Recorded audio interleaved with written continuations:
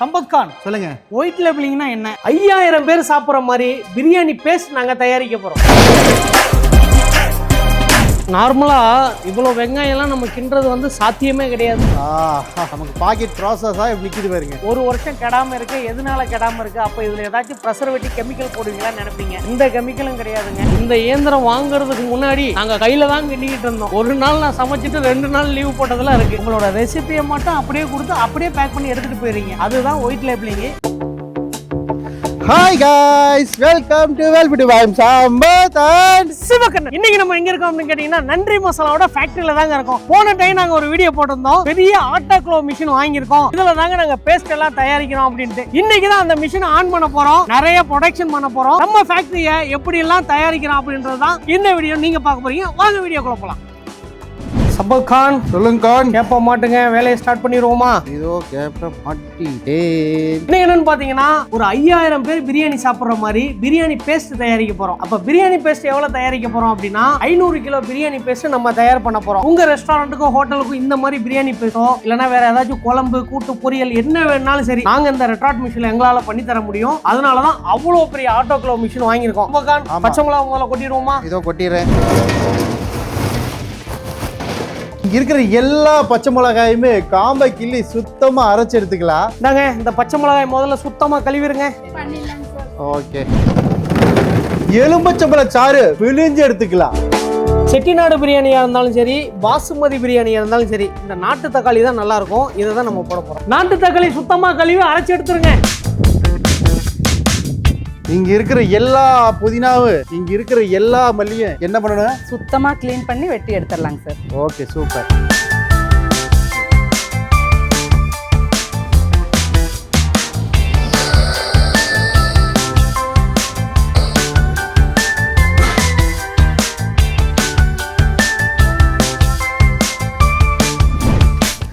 Okay, இப்போ வந்து நம்ம என்னன்னு கேட்டிங்கன்னா பிரியாணி பேஸ்ட்டை வந்து பல்காக சமைக்கணும்னு சொல்லலையா, அந்த இடத்துக்கு தான் வந்திருக்கோம். இதுதான் வந்து குக்கிங் யூனிட். சம்பத்கான், எல்லா பொருளும் இறங்கிருச்சா? எல்லாம் ரெடி ஆயிடுச்சு. நம்ம அடுப்பு பற்ற வைக்கிறது பாக்கி. ரைட், வாங்க. சம்பத்கான், சொல்லுங்க. என்னென்ன ரெடியா இருக்கு சொல்லுங்க.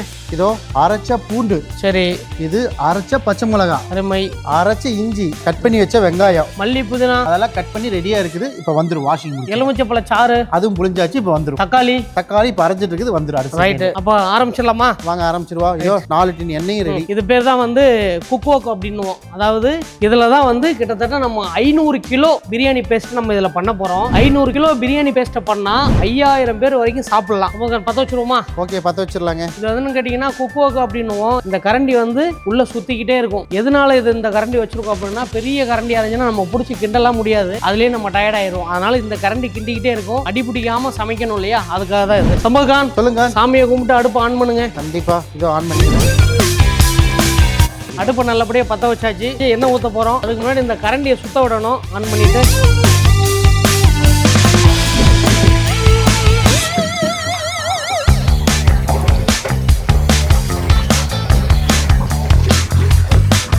இந்த குக்வோக்கை பொறுத்த அளவுக்கு இதுக்கு ஒரு ப்ராசஸ் ஒன்று வச்சிருப்போம். அதாவது என்னன்னு கேட்டிங்கன்னா எஸ்ஓபி, ஸ்டாண்டர்ட் ஆப்ரேஷன் ப்ரொசீஜர். இதுக்கு என்ன ப்ரொசீஜர் நம்ம செட் பண்ணி இந்த ரெசிபியை நம்ம லாக் பண்றோமோ அதே மாதிரி தான் குக் பண்ணணும். எல்லாமே ரெடியா இருக்கீங்களா? சார்ட் எல்லாமே ரெடியா? இதான் அந்த எஸ்ஓபி சார்ட். இந்த எஸ்ஓபி சார்ட்ல என்ன பண்ணுவோம்னா ஆயில் எவ்வளவு நேரம் சூடாகணும், வெங்காயம் எவ்வளவு நேரம் வதங்கணும், அடுப்பு என்ன ஸ்டீம்ல வரணும், வெங்காயத்துக்கு அடுத்து வேற என்ன போடணும், அதுக்கு அடுத்து என்ன போடணும், இதுக்கு ஃபைனல் டச் என்ன, இது எவ்வளவு நேரம் குக் ஆகணும், எல்லாத்தையும் வந்து இவங்க கூடவே இருந்து நோட் பண்ணிக்கிட்டே இருப்பாங்க. அதுதான் இவங்களோட ஒர்க். இப்போ நம்மளுக்கு என்ன சூடான உடனே நம்ம எடுத்து வெங்காயத்தை போட்ட வேண்டியதான். ரெகுலரா நம்ம பிரியாணி சமைக்கிற மாதிரி இது இருக்காது. கொஞ்சம் வித்தியாசமா இருக்கும். ஏன் அப்படின்னா பல்கா சமைக்கிறோம்ல, அதனாலதான். சம்பத்கான், சொல்லுங்க. ஆட்டோக்ளோ மிஷன் பக்காவா உங்க டிபார்ட்மெண்ட் தான். கண்டிப்பா இருக்கா? ஆமா, ஏன்னா இதுதான் முக்கியம். இந்த ஃபுட்டை கெடாம பாதுகாக்கிறது. அது நேச்சுரலா இங்க பாத்தீங்கன்னாவே பெரிய மிஷின், பெரிய பாய்லர் மாதிரி இருக்கு.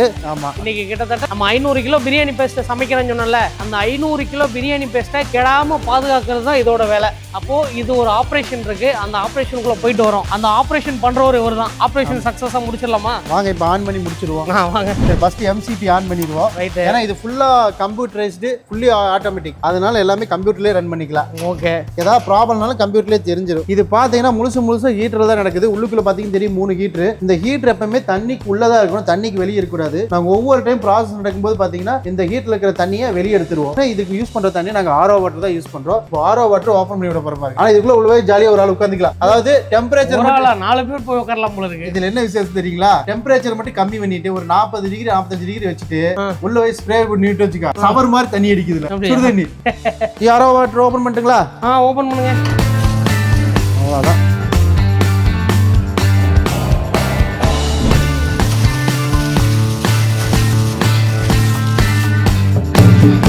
சம்போகான் சொல்லுங்க. ஒரு கை போடுங்க, ரொம்ப வெயிட்டா இருக்கு. ஆமா, கமான் கமான்.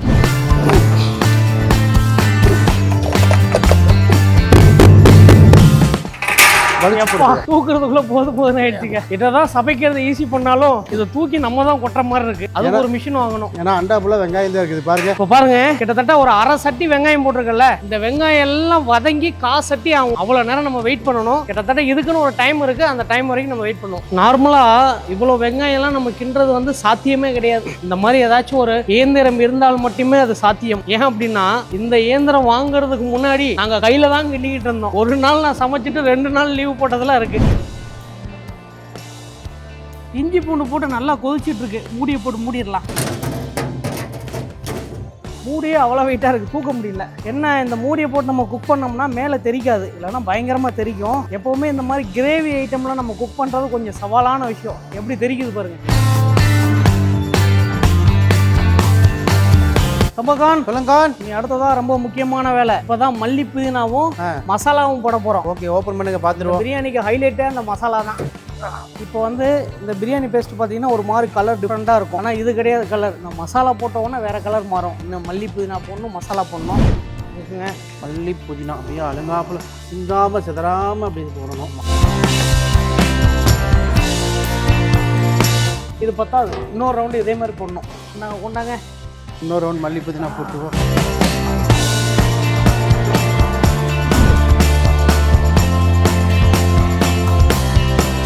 அப்படியே மல்லி புதினால உள்ள போயிடுச்சு சப்பல்கான். ஆமா, நல்லா உள்ள நம்ம சீக்ரெட் மசாலா ஊற்றிக்கிட்டு வந்துருங்க. இதை எடுத்து வந்துடுறேன். பிரியாணி மசாலா, நம்ம சீக்ரெட் பிரியாணி மசாலா. அருமை.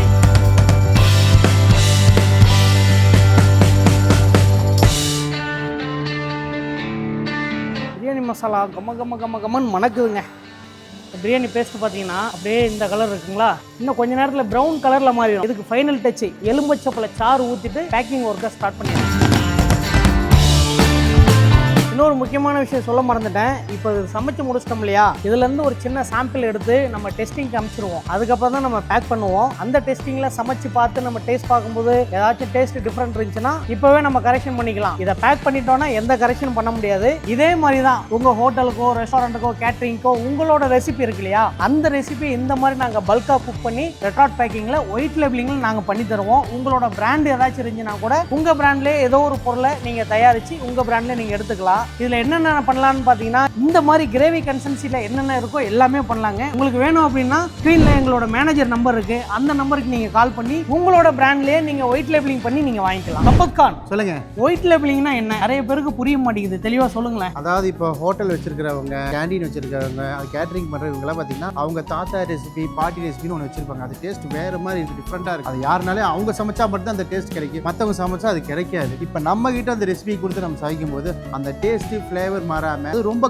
பல்காக நம்ம குக் பண்ணி காஸ்ட் கம்மியா வந்து ப்ரொடக்ஷன் எடுத்து நாங்க கொடுத்துருவோம். ஆமாங்க, என்னன்னு கேட்டீங்கன்னா இப்போ நம்மளோட ஃபேக்டரி யூனிட், இந்த மிஷினரி செட்டப் இதெல்லாம் நீங்க பண்ணணும்னாவே கிட்டத்தட்ட 1 கோடியிலேருந்து 1.5 கோடி ரூபா பக்கம் வரும். இந்த 1 கோடியிலேருந்து 1.5 கோடி ரூபா நாங்க முதலீடு பண்ணி வச்சிருக்கோம். இந்த முதலீடு பண்ணி வச்சிருந்த விஷயத்த உங்களோட ரெசிபியை மட்டும் அப்படியே கொடுத்து அப்படியே பேக் பண்ணி எடுத்துட்டு போயிருங்க. அதுதான் ஒயிட் லேபிளிங். நீங்க ஃபேக்டரி ஆரம்பிச்சு பண்ண முடியாத நாங்க பண்ணி தருவோம். இதுதான் ஒயிட் லேபிளிங். இல்ல நம்ம நன்றி மசாலா மாதிரியே நீங்களும் வெளியில ஏதாச்சும் ஒரு பிராண்ட் வச்சிருந்தீங்க அப்படின்னா கேட்டிங்கன்னா உங்கள் பிராண்டில் நாங்கள் சமைச்சு தந்துடுவோம். அதை நீங்கள் வெளியில் மார்க்கெட் பண்ணி சேல்ஸ் பண்ணிக்கலாம். பிரியாணி பேஸ்ட் நம்மளுக்கு ரெடி ஆயிடுச்சு. அந்த பிரியாணி பேஸ்ட்டை அப்படியே நேராக மோட்டார் மூலயமா இந்த பேஸ்ட் புல்லிங் மிஷினுக்கு நம்ம எடுத்துகிட்டு வந்துடுவோம். இதுதான் அலுமினியம் 4 லேயர் கவர். இது வந்து அலுமினியம் இருக்கு இல்லையா, அந்த அலுமினியம் 4 லேயராக உள்ள வச்சு நம்ம சீல் பண்ணுவோம். இதில் பிரியாணி பேஸ்ட்டை எடுத்துட்டு அதுக்கப்புறம் நம்ம சீல் பண்ணிடுவோம். சீல் பண்ணிட்டு அப்படியே ஒவ்வொரு பீஸா இந்த ட்ராலியில் நம்ம அடுக்குவோம். இந்த ட்ராலியில் அடிக்கிட்டு அப்படியே ஆட்டோக்ளோவ் மிஷினில் ஏற்றிடுவோம். இதுதான் ப்ராசஸ். இந்த ஆட்டோக்ளோவ் மிஷினும் ஒவ்வொரு ரெசிபிக்கும் ஒவ்வொரு செட்டிங் இருக்கு. பிரியாணி பேஸ்ட்னா ஒரு மாதிரி பண்ணணும், கிரேவினா ஒரு மாதிரி பண்ணணும், சூப்புனா ஒரு மாதிரி பண்ணணும். இந்த மாதிரி நிறைய ப்ராசஸ் இருக்கு. இப்படிதான் நம்மளோட பிரியாணி பேஸ்ட் வந்து தயாராகுது. ரமகான் சொல்லுங்க. ட்ராலியே இப்போ உள்ள ஏத்திட்டோம். ஓகே. அதுக்கப்புறமா இந்த ட்ராலி வெளியில வர்றதுக்கு எவ்வளவு மணி நேரம் இந்த ஆட்டோக்ளோவ் மிஷின்ல ப்ராசஸ்ல இருக்கணும்? 2.5 மணி நேரம் 3 மணி நேரம் ஆகும். அவ்வளவு நேரம் ஆகுமா? ஆமா, கண்டிப்பா. ப்ராடக்ட்டை பொறுத்தும் ஒவ்வொரு பொருளை பொறுத்து நம்ம ஸ்டெரிலைசேஷன் டைமிங் மாறும். ஓகே. அதனால 2.5 to 3 மணி நேரம். ரைட், ஓகேங்க. நிறைய பேர் வந்து இந்த பிரியாணி பேஸ்ட் இருக்கு இல்லையா, நம்ம நன்றி மசாலாலையும் சரி நம்ம ரெஸ்டாரண்ட்லயும் சரி 1 வருஷம் கெடாம இருக்கு. எதனால கெடாம இருக்கு? அப்போ இதுல ஏதாச்சும் ப்ரெசர்வேட்டிவ் கெமிக்கல் போடுவீங்களான்னு நினைப்பீங்க. இந்த கெமிக்கலும் கிடையாதுங்க. இந்த ஆட்டோக்ளோவ் மிஷினுக்குள்ள பிரியாணி மசாலா உள்ள போயிட்டு இவர் சொல்ற மாதிரி 2 மணி நேரம் 2.5 மணி நேரம் கழிச்சு வெளியில வந்துருச்சுன்னு வைங்களேன், கிட்டத்தட்ட 1 வருஷம் நம்மளுக்கு கெடாதுங்க. அந்த பாக்கெட்டை பிரிச்சுட்டோம்னா 5 மணி நேரத்துல கெட்டு போயிடும். எந்த ஒரு பொருள் கெடுதோ அது வந்து உடம்புக்கு கெடுது கிடையாது. பாக்கெட் நம்ம பிரிக்கிறோம் இல்லையா, 5 மணி நேரத்துல கெட்டு போகுதுல, இதுதாங்க விஷயம். பாக்கெட்டை பிரிக்காம டேமேஜ் ஆகாம நம்ம பாத்துக்கிட்டோம்னா 1 வருஷம் பக்கம் கெடாம இருக்கும். ரொம்ப ப்ராசஸ் ஸ்டார்ட் பண்ணிடுறீங்களா? இதோ ஸ்டார்ட் பண்ணிடுறேன்.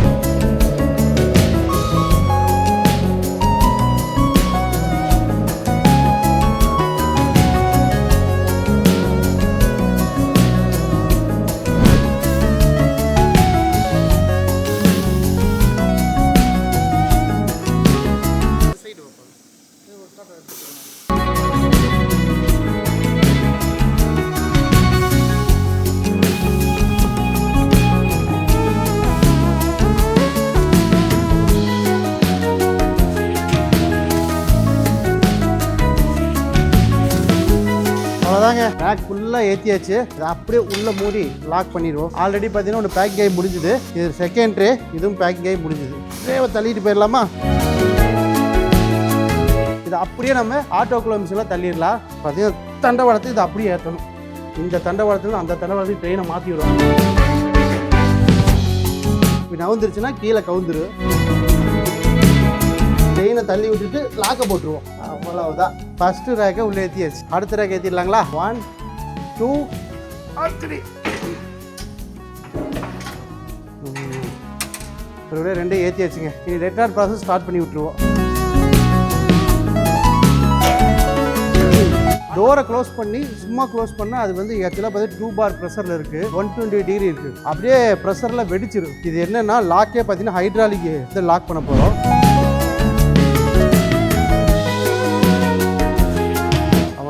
டோர் க்ளோஸ் ஆயிடுச்சு. ரெட்ரார்ட் ப்ராசஸ் ஸ்டார்ட் பண்ணிடுவோம். ரெட்ரார்ட் ப்ராசஸ் ஸ்டார்ட் ஆயிடுச்சு. இனி பார்த்தீங்கன்னா 1.5 மணி நேரம் கழிச்சு கூலிங் ப்ராசஸ் ஸ்டார்ட் பண்ணும். 1 hour. மொத்தம் 2.5 மணி நேரம் 3 மணி நேரம் ஸ்டார்ட் பண்ணிடலாம். இப்போ ஓடிட்டு இருக்கிட்டு ஒரு 1 hour கழிச்சு வருவோம். 3 hours later. ரெட்ரார்ட் ப்ராசஸ் ஸ்டார்ட் பண்ணி 3 hours ஆச்சு. இப்போ ஓப்பன் பண்ணி பார்த்துருவோம். எப்படி பாக்கெட் வச்சு நம்ம டோரை க்ளோஸ் பண்ணுவோம் அதே மாதிரி தான் ஹைட்ராலிக்கி டோரை ஓப்பன் பண்ணோம்.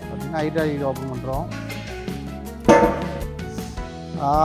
நமக்கு பாக்கெட் ப்ராசஸாக இப்படி நிற்கிது பாருங்க. இதுக்கு மேலே நம்ம என்ன பண்ணுவோம்னா இது இப்படியே ஊற்றுவோம். ஸோ இதுக்கு மேலே வெளியே எடுத்து நம்ம பேக் பண்ண மாட்டோம். இது பாக்கெட்டோடய உள்ளே வச்சுருவோம். இதுக்கப்புறம் மார்னிங் ஷிஃப்ட்டுக்கு வர்றவங்க இதை எடுத்து பேக் பண்ணிடுவோம். இவ்வளோ தாங்க ரெட்ரார்ட் ப்ராசஸ். ரெட்ரார்ட் ப்ராசஸ் முடிஞ்சுது. இதுக்கு மேலே எடுத்து பேக்கிங் தான். பாருங்க சூடாக இருக்குது. அதாவது 120 டிகிரியில் ஹீட் ஆகி வந்திருக்குது. பாக்கெட் தொடவே முடியல, சூடாக இருக்குது. அதனால இது அப்படியே காலையில் வரைக்கும் ஊற்றுவோம். ஹீட் இறங்கினதுக்கப்புறம் எடுத்து பேக் பண்ணிடுவோம். இது அப்படியே வச்சிடலாம். இதை எடுத்து அப்படியே தொடச்சு அப்படியே நேரம் லேபிள் ஒட்டி அப்படியே பேக்கிங் போயிடுவோம். இவ்வளோ நேரம் நீங்கள் வீடியோ பார்த்துருப்பீங்க. நம்ம நன்றி மசாலால பிரியாணி பேஸ்ட் இது அப்படியே சிவக்கண்ணன் ரெஸ்டாரண்ட்டுக்கு போதுங்க. இந்த எல்லா பேஸ்ட்டுமே டெய்லி இப்படி தான் வேலை நடந்துருக்கும் நம்மளோட ஃபேக்ட்ரியில். காலையில் நாங்கள் எத்தனை மணிக்கு ஸ்டார்ட் பண்ணோம்னா எத்தனை மணிக்கு ஸ்டார்ட் பண்ணோம்? காலையில் 10 மணிக்கு ஸ்டார்ட் பண்ணோம். சரி, இப்போ டைம் பார்த்தீங்கன்னா கிட்டத்தட்ட 8 ஆகி போச்சு. 8 மணி ஆயிடுச்சு. காலையில் 10 மணி ஸ்டார்ட் பண்ணி 8 மணி ஆயிடுச்சு. இவ்வளோ நேரம் ப்ராசஸ் இருக்கு. அப்படி ரெடி பண்ணாதான் நம்ம ப்ராப்பரான குவாலிட்டியான பிரியாணி பேஸ்ட்டை வந்து நம்ம தயாரிக்க முடியும். கிட்டத்தட்ட 5000 பேர் சாப்பிட்ற அளவுக்கு நம்ம பிரியாணி பேஸ்ட் இன்னைக்கு தயார் பண்ணியிருக்கோம். இதே மாதிரி தான் பிரியாணி பேஸ்ட் இல்லைனா மசாலா பவுடரு எதாக இருந்தாலும் நாங்கள் ஒயிட் லேபிளிங் பண்ணி தரோம். டேரக்டாக ஸ்க்ரீனில் எங்கள் நம்பர் இருக்கும். எங்கள் நம்பருக்கு கால் பண்ணி மறக்காமல் நீங்கள் வாங்கி. கண்டிப்பாங்க